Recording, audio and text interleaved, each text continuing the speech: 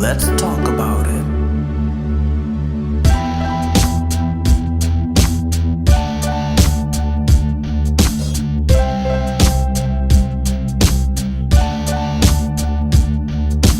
Real truth and power. Health. Wealth. Knowledge of self. Uplifting the community. Let's talk about it.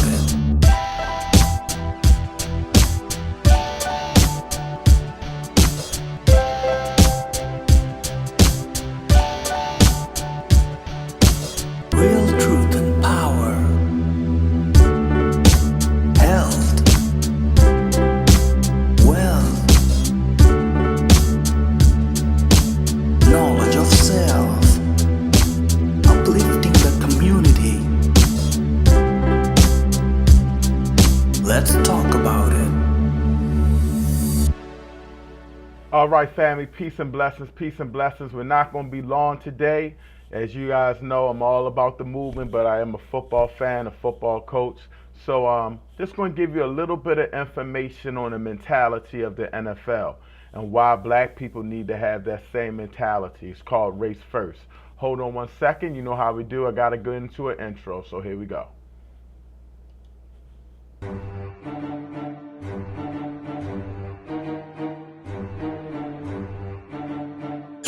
You are now tuned in to Real Truth and Power, the show that uplifts the community with health, wealth, and knowledge of self. Here's your host, Everett Winchester.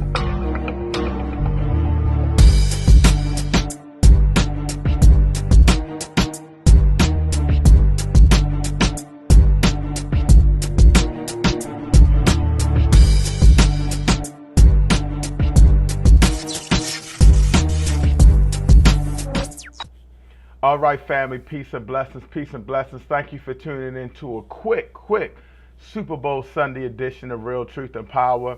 I was trying to get my guy, Brother Jay Rich, on the line on the podcast, but we got something even more powerful I want to talk to him about. Do me a favor, though, hit that subscribe button. You know how we do. Let's get this information out to the people. I wanted to share something with you guys before the Super Bowl started.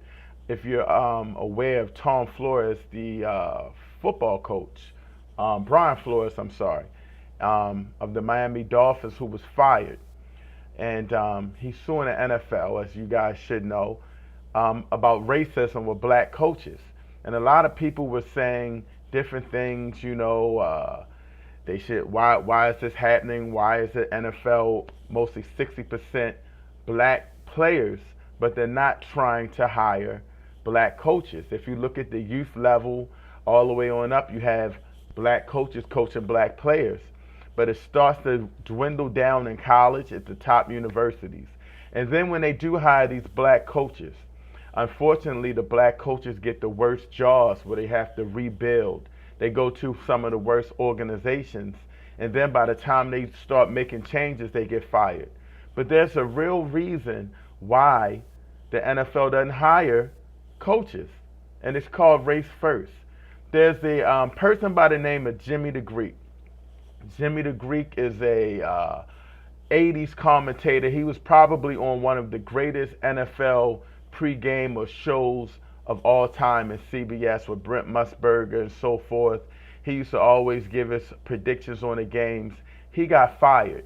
What he got fired for was making some comments. He was a little liquored up. And I mean, he made some comments on the black athlete.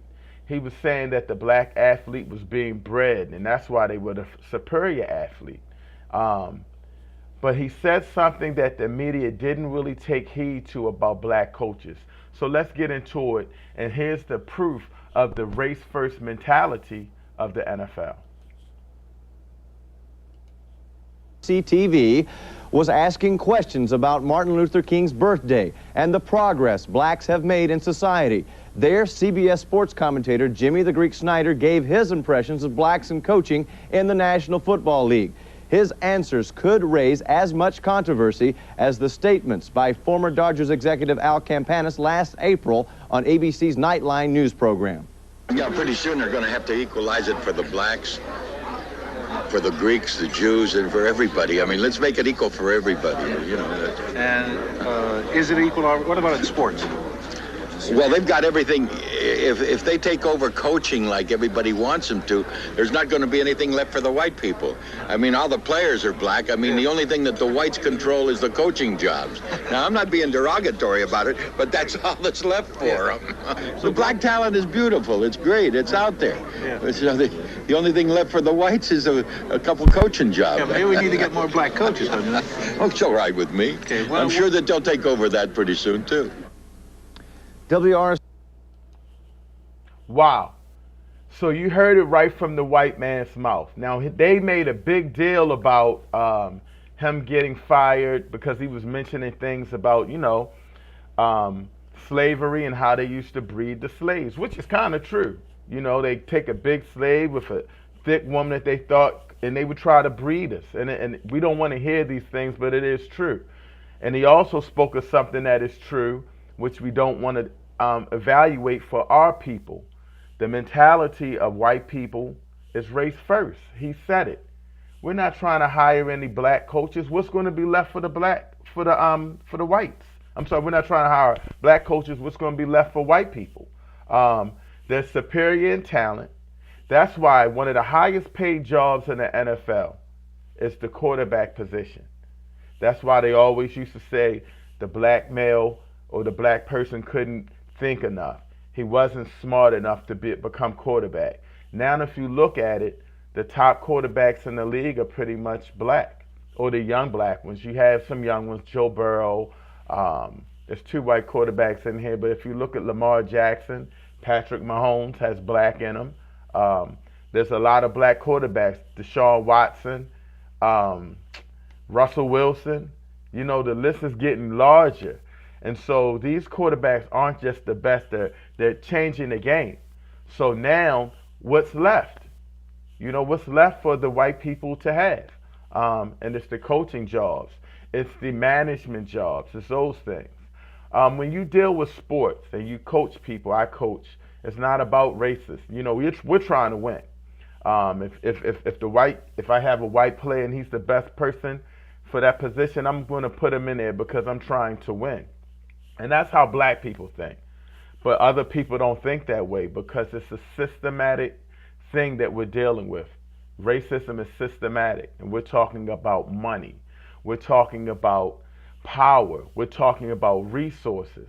We're talking about a whole bunch of rich black people, and we're talking about a billions of dollar industry in the NFL. So I think we need to take heed to that.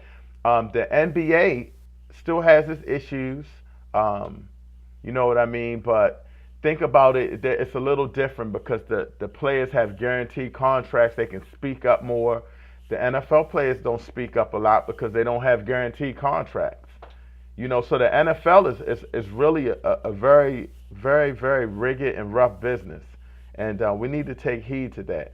So on the day of the Super Bowl, I want you to think of those things. I want you to look at the players on the field and see how many black players they are.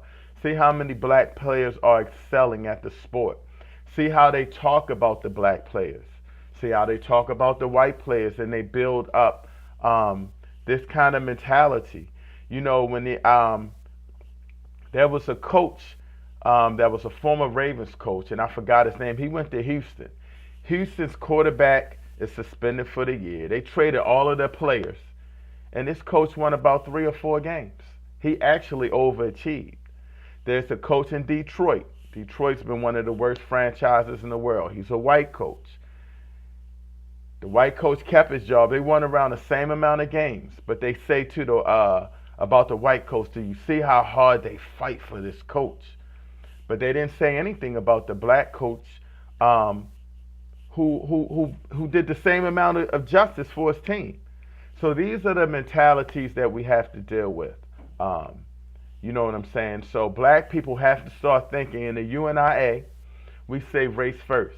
We have to start putting our agenda first. We have to start looking out for each other first. We have to start supporting black-owned businesses. We have to start making sure that we do things the right way for our community. It doesn't mean we hate other communities.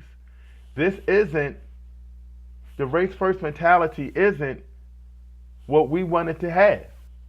But because of the system that we're in, because of what we're going against, we have to have a race first mentality because other races and cultures have that philosophy.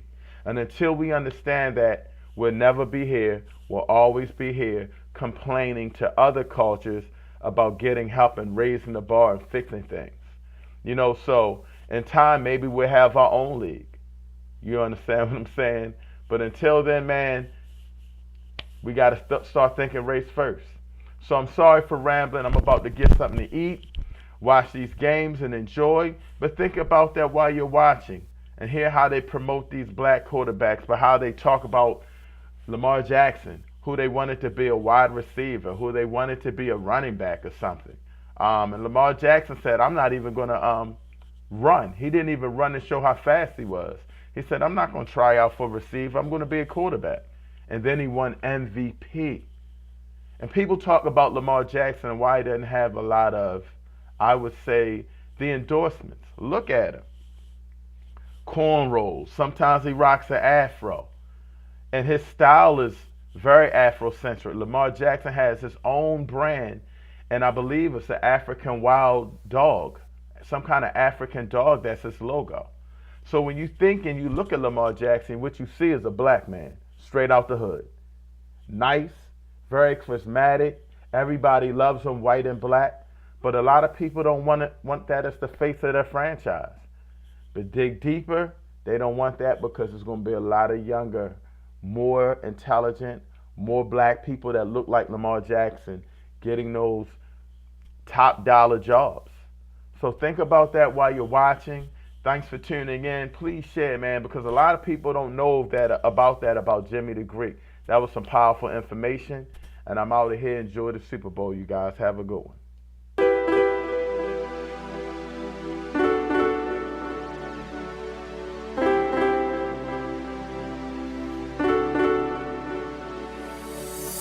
Real truth and power, health, wealth, knowledge of self, uplifting the community.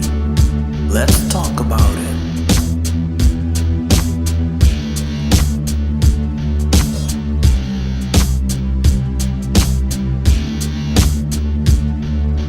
Real truth and power, health, wealth, knowledge of self, uplifting the community. Let's talk about it.